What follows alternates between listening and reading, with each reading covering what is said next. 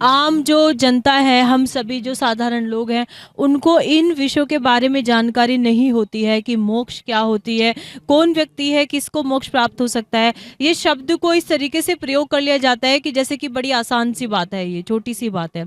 लेकिन हम महाराज जी, क्योंकि वो अपनी तपस्या में लीन रहते हैं और यहाँ मेले में भी वो ज़्यादातर मौन रहे हैं, तो हमने किसी प्रकार से उनसे बात की, उनसे हम जानना चाहेंगे कि मोक्ष किसको मिलता है।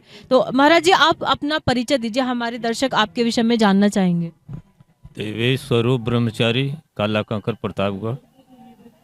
मोक्ष जो है, जो परम सनातनी हो, जो पूर्ण रूप से शरणागत हो और जिन पर भगवान की कृपा हो, और जो पूर्ण रूप से जो शरणागत हैं, तो जब भगवान कृपा करते हैं तभी मोक्ष मिलता है। मोक्ष जो है कोई बाजार का सामान नहीं है। तो जिसका मन बुद्धि जो है और भगवान में समर्पित हो जाता है, तो पूर्ण रूप से जब समर्पित होता है तो भगवान कृपा करके उसको मोक्ष देते हैं। मोक्ष भगवान की कृपा से मिलता है और ये बाजार का कोई सौदा नहीं है। जी, तो जो जिन ऐसा समझा जाता है, मोक्ष को मृत्यु से जोड़ के देखते हैं कि व्यक्ति की मृत्यु हो गई तो अब इसके लिए कुछ उनके परिवार वाले कुछ अनुष्ठान कर देंगे तो इनको आगे मोक्ष मिल जाएगा।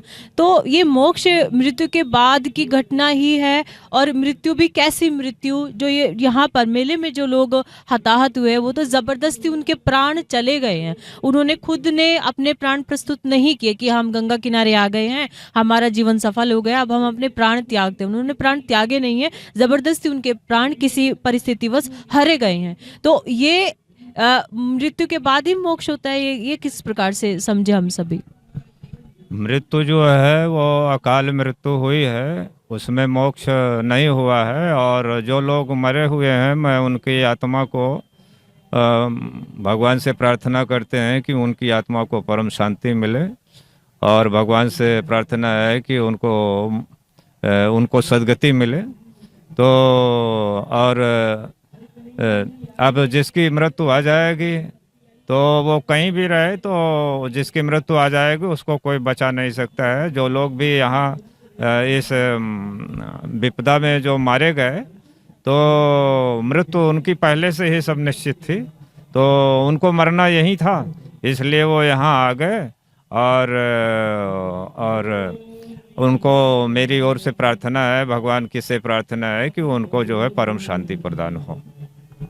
जी, ये प्रश्न हमने शंकराचार्य भगवान से भी पूछा था, क्या जिन लोगों की मृत्यु हुई है उनकी आत्मा की शांति के लिए या किसी प्रकार से यहाँ पर संग मतलब मेला क्षेत्र में महाकुंभ के अंदर किसी प्रकार का कोई शांति पाठ या अनुष्ठान वो सब का शंकराचार्य भगवान करवाएंगे या नहीं करवाएंगे? तो इसमें क्या आदेश होता है? देखिए, जिन लोगों के हाथों उनकी मृत्यु हुई, किसी ने पैर रख दिया, दम घुट गया, तो जो लोग इसके माध्यम बन गए, उन लोगों को कैसे प्रायश्चित करना चाहिए, और हम साधारण लोगों को भी आपस में हम किस तरीके से प्रायश्चित में योगदान दे सकते हैं? जो लोग इस कुंभ में, महाकुंभ में जो लोग अकाल मृत्यु मरे हुए हैं, तो उनके परिवार के लोग या राष्ट्र जो है उनके नाम से जो है पिंडदान करे, गया में पिंडदान करे, और संगम में भी पिंडदान करे। तो इसके माध्यम से जो है उनको परम शांति मिलेगी, और इसके लिए जो है उनके परिवार के लोग जो है उनके नाम से पिंडदान करें, उनको परम शांति मिलेगी, और उनको भटकना नहीं होगा। उनको भगवान जो है कोई न कोई स्थान से उनको सद्गति प्रदान हो जाएगी। जी जी गुरु जी, अब इसमें समस्या एक और आ गई है। लोगों का कहना है कि हमें किसी भी प्रकार का कोई मुआवजा कुछ नहीं चाहिए, आप पिछले दरवाजे से चुपचाप हमारी जो मिट्टी है वो दे दीजिए परिवारजनों की। तो वो ऐसे ढूंढ रहे हैं, तो जिनका ये पता ही नहीं चला है कि मृत्यु हुई है कि नहीं हुई है, बस व्यक्ति भगदड़ में या इधर उधर हाथ छूट गया, गायब हो गए, क्या उनकी शांति किस तरीके से करेंगे? उनका पिंडदान तो जब तक पता ना हो कि किसी की मृत्यु हुई या नहीं, उसका पिंडदान करना क्या सही होता है? उसमें क्या उपाय कर सकते हैं वो सभी?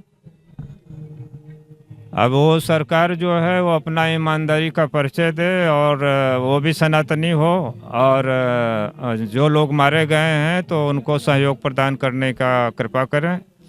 और अब वो तो जो है ये राजकाज तो सरकार की व्यवस्था है और जो राजकाज चलाते हैं तो उनका जो है कोई सिद्धांत नहीं होता है, सिद्धांत होता भी है, सिद्धांत होता भी नहीं है। तो जो लोग मारे गए हैं तो उनको अगर जो है आसानी से उनकी लाश मिल जाती है तो ठीक है, नहीं मिल जाती है तो उनके नाम पर जो है उनको जो है वो पिंडदान करें। और मरना तो एक दिन है ही है, सबको मरना है, तो उनके नाम पर वो पिंडदान करें जो है गया में जा कर के, और अनेक तीर्थों में जा कर के पिंडदान करें तो उनकी आत्मा को शांति मिलेगी और जो होना है तो होगा ही।